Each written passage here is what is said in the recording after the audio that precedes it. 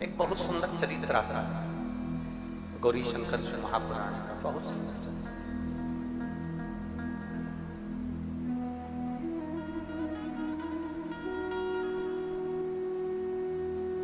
स्त्री नारी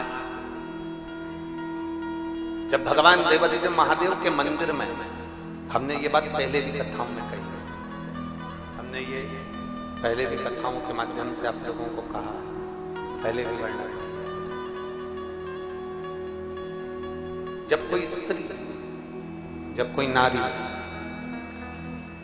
जब कोई बहन, जब कोई बेटी, जब कोई मां भगवान शंकर के मंदिर में जाकर एक लोटा जल समर्पित करती है, स्त्री जब शिव जी के मंदिर में जाकर एक लोटा जल चढ़ाती है, तो शिव महापुराण की कथा में उमाखंड में वर्णन किया गया कि वो नारी केवल अपना कल्याण नहीं करती है, वो नारी अपने मायके और ससुराल दोनों की 71 पीढ़ी को पार उतार देती है। इतना बल उसके अंतर्गत उत्पन्न हो जाता है।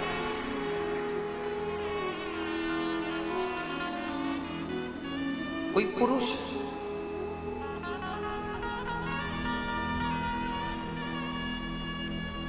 अगर भगवान देवादिदेव महादेव के मंदिर में भूलवश भी चला जाता है, भूलवश भी, अचानक अनायास, बिना सोचे, बिना समझे, बिना विचार के,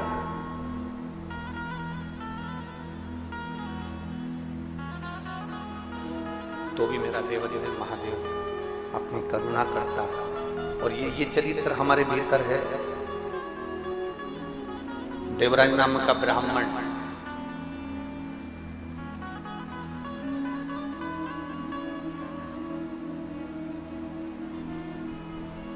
जिसके पास में चोरी का धन है, देवराज नाम का ब्राह्मण चोरी का धन है जिसके पास में, और उस चोरी के धन को लेकर अचानक अनायास बिना सोचे, उसने नहीं सोचा था कि मुझे शंकर के मंदिर में जाना, उसने विचार नहीं करा था कि मुझे शिव जी के मंदिर में जाना, उसने ये विचार कर रखा ही नहीं था कि मुझे शंकर की चौखट पर पहुंचना। अनायास बिना सोचे समझे चोरी का धन लेकर वो शंकर जी के मंदिर में पहुंच गए।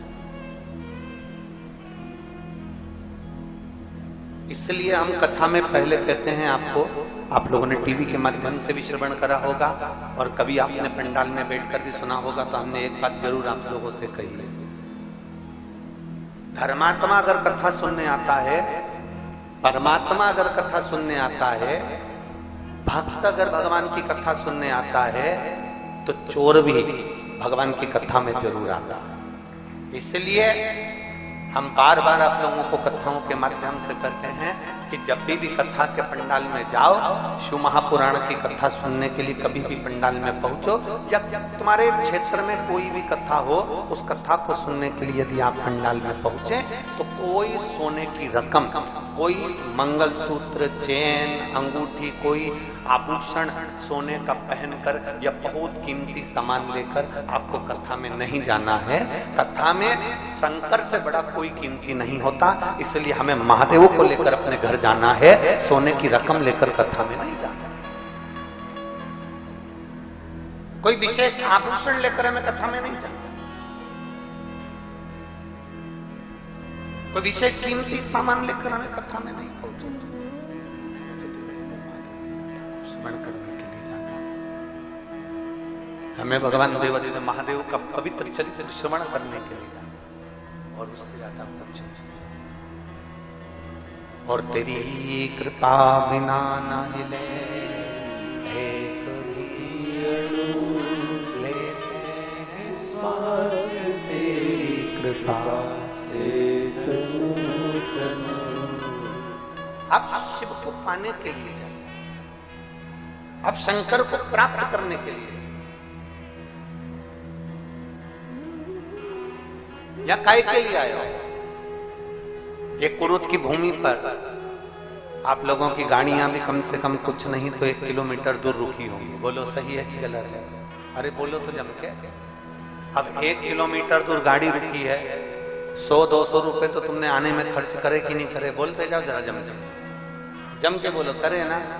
डीजल भी डलवाया होगा गाड़ी में, पेट्रोल भी डलवाया होगा, फिर कुछ पैसा थोड़ा बहुत खर्च कर यहाँ पहुंचे भी होगे।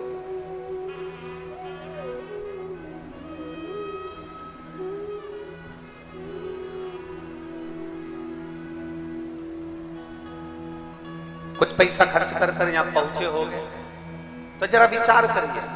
100, 200, 50, 500 रुपए तुमने खर्च किया, इतनी धूप में चलकर तुम पंडाल तक पहुंचे हो, तो ईमानदारी से बोलना,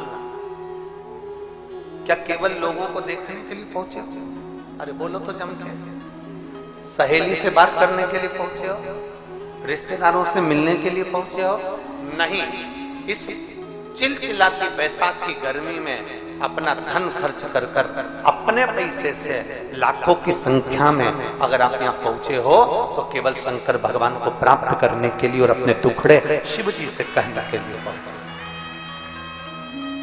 अपने मन की बात भगवान देवदेव महादेव से कहने के लिए पहुंचे, अपने हृदय की बात भगवान शंकर से कहने के लिए पहुंचे, और उनके पास बैठकर 2 क्षण अपने मन की बात देवदेव महादेव से हम कहें। महादेव हमारे मन की बात सुने, इसलिए हम भगवान शंकर की पवित्र कथा में पहुंचे। भगवान देवदेव महादेव की पवित्र कथा में हम पहुंचे, उनसे बैठकर हम चर्चा कर सकते।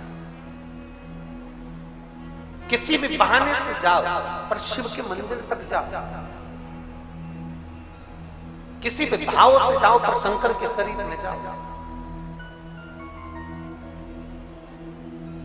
और जब आप शिव के करीब में जाओगे, जब आप शंकर के करीब में पहुंचोगे, शिव महापुराण के नजदीक में जब पहुंचोगे तो भीतर से अपने आप, आपके भीतर से शांति का अनुभव अपने आप होने लगेगा, शीतलता का अनुभव अपने आप होने लगेगा।